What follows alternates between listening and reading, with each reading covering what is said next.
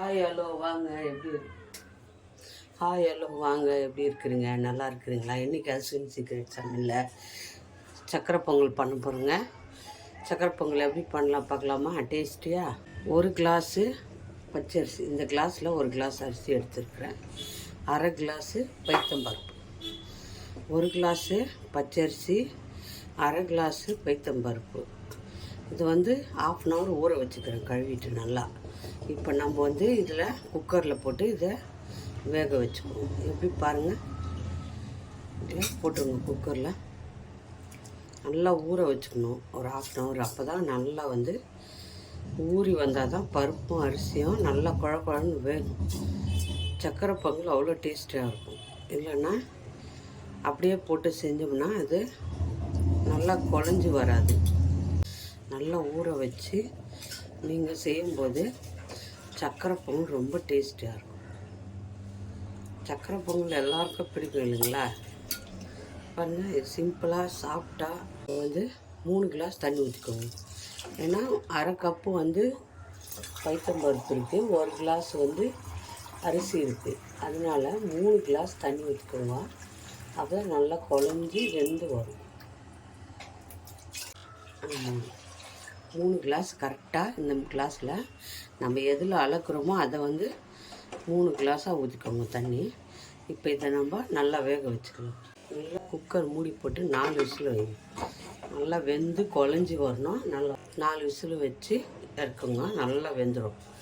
அப்புறம் என்ன பாருங்கள், பருப்பு அரிசி வெந்துடுச்சு. நம்ம இறக்கி வச்சிட்டோம். இப்போ வெள்ளை பாவு பண்ணிக்கலாம். பாருங்கள், 1 கப்பு அரிசிக்கு 2 கப்பு வெல்லம் போட்டுக்கோங்க. நான் 2 கிளாஸு வெல்லம் போட்டுக்கினேன். ஏன்னா கொஞ்சமாக இது மண் இல்லாமல் நம்ம இதை கரைக்க போகிறோம். அதுக்காக 1/4 கப்பு தண்ணி ஊற்றிக்கோங்க. இந்த வெல்லம் கரைஞ்சால் போதும். கரையிறதுக்கு வெயிட் பண்ணுங்கள்.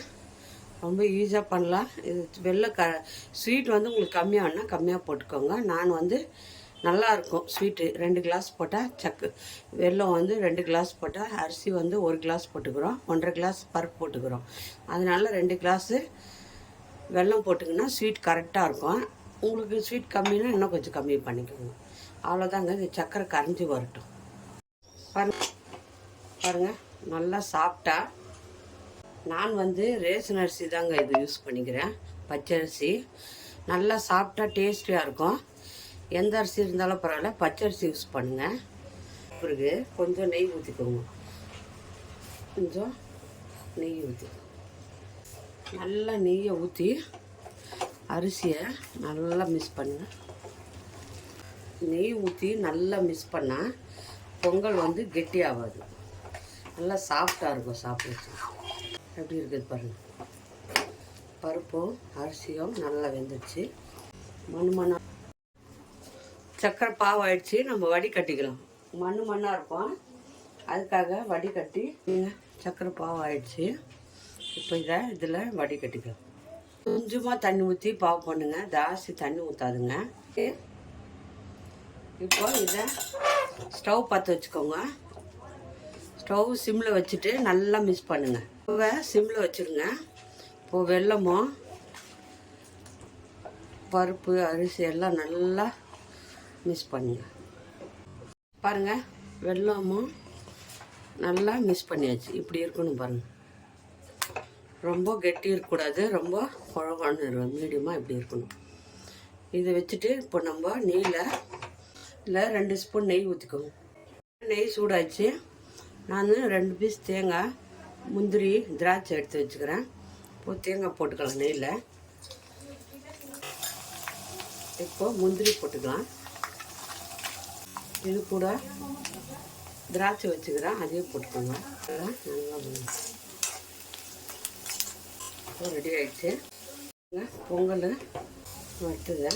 நெய்யோட எல்லாத்தையும் அப்படியே மிக்ஸ் பண்ணுங்க. ரெடி ஆகிடுச்சு பாருங்கள். சால்ட்டு போட்டுக்கோங்க, ஏன்னா தூக்கி.